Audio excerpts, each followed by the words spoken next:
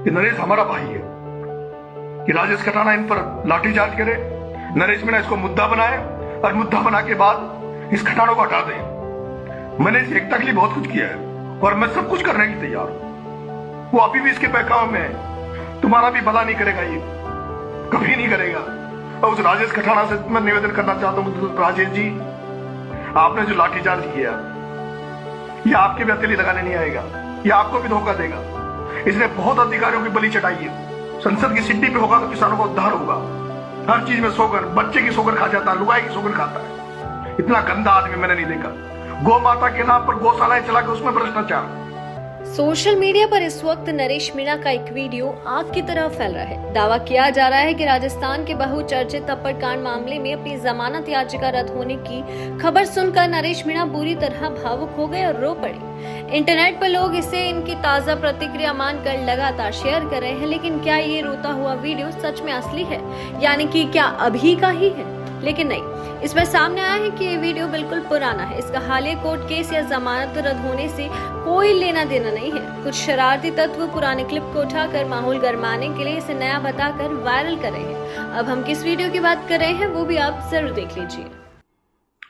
मैंने जब किसान रैली जा रही थी तो मेरे पास एक खबर आई कि एक गुजर थानेदार लगा हुआ, वो गड़बड़, उससे भाया गड़बड़ करवाना चाहता है। उसका नाम राजेश खटाना। मैंने उसको फोन भी करवाया, एक दो फोन भी किए। मेरे आदरणीय जी.आर. खटाना जो एमएलए हैं, उनके बेटे ने उनको फोन किया। महादेव जी खूटला बांदीकुई के जो प्रधान है, उन्होंने उसको फोन किया कि नरेश हमारा भाई है, हम नरेश को कमजोर होना नहीं देखना चाहते। लेकिन उसके बाद ही उस राजेश खटाना ने लाठीचार्ज किया किसानों पर और बहुत बुरी तरह पीटा। और भाया यही चाहता था कि राजेश खटाना इन पर लाठीचार्ज करे, नरेश मीणा इसको मुद्दा बनाए और मुद्दा बना के बाद इस खटानों को हटा दे और हटाने का उसका ब्लेम नरेश मीणा पर डाल दे ताकि गुजर समाज से नाराज हो जाए। मैंने इस एकता के लिए बहुत कुछ किया है और मैं सब कुछ करने के लिए तैयार हूं।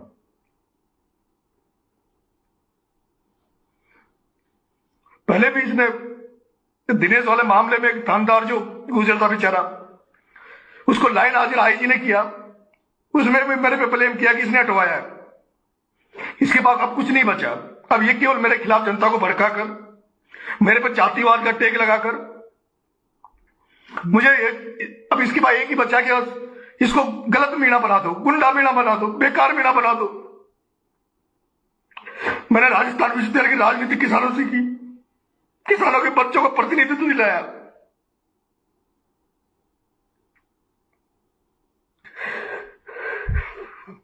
मैं आपसे हाथ जोड़ना चाहता हूं देवेंद्र, इसके षड्यंत्र से बचने बचो आप। ये किसी का नहीं रहा। इसने सचिन पायलट को धोखा दिया।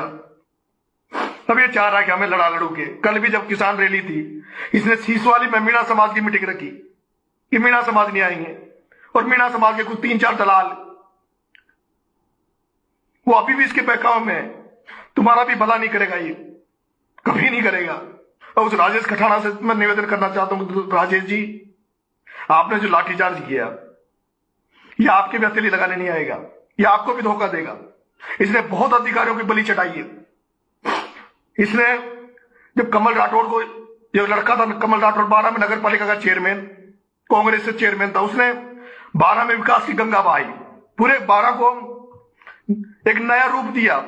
उस कमल राठौड़ को जेल भेजने के लिए, उस कमल राठौड़ को फंसाने के लिए इसने एक मनोज मीणा जो नगर पालिका में ईवो लगा हुआ था, उससे कागज चुरवाए। नगर पालिका से ईवो मनोज मीणा ने कागज चुराए, इसके कहने पे चुराए।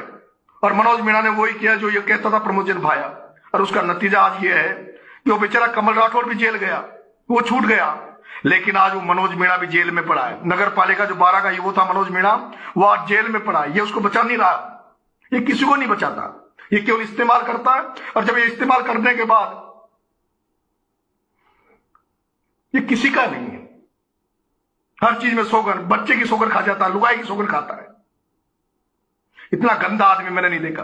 गौ माता के नाम पर गौशालाएं चला के उसमें भ्रष्टाचार। प्रिया हॉस्पिटल इसने खोल रखा, उसमें आप 12.5 के लोग प्रिया हॉस्पिटल को जानते हैं। उसमें किस तरह से लूटा जाता है गांव 12 के किसानों को, 12 के बच्चों को। कोरोना काल में 12 की जनता जो इलाज कराने गई, वो 3-3, 4-4 लाख रुपए इसने लूटे वहां। मैं कुछ बनूंगा नहीं बनूंगा, पर इसको मैं खत्म कर दूंगा। मैं इस चोर को 12 की धरती से भगा कर रहूंगा। एक वो प्रताप सिंह भी अकेला घर बाड़मेर जाके वहां छपड़ा चिमोड़ में बस गया। मीणाओं की दम पर नेतागिरी करी, मीणाओं की दम पर उसकी खुद की जाति जो दीपू बंसल थे, जो रामगोपाल जी बंजारी, दीपू बंसल के पिताजी थे रामगोपाल जी बंजारी, उनको तिहाड़ जेल में डाला अफीम के झूठे मुकदमे में। फिर उनके बच्चों ने जब कॉम्प्रोमाइज कर लिया तो उस रामगोपाल जी बंजारी को इन्होंने निकाला। फिर निकालने के बाद भी लेकिन उसके बच्चों का सगा नहीं हुआ। उनके बच्चों के साथ फिर भी प्रताड़ना करता रहा। एक गजेंद्र जैन जो कांग्रेस का नेता था छिपा बड़ौद में, उस गजेंद्र जैन को पिटवाया, उसको थाने में बंद करवाया। और ये हमेशा मीणाओं के लट को यूज करता रहा। इसके बाप ने भी इस्तेमाल मीणाओं को किया, ये भी मीणाओं को यूज करता है। इसने कोटा दरबार जो थे हमारे, जो बहुत सम्मानीय थे हाड़ौती में, वो जब लोकसभा का प्रचार करने छिपा बड़ौदा आए तो उसको इन्होंने जूतों की माला पहनाई। संसद की सिड्डी पे होगा तो किसानों का उद्धार होगा।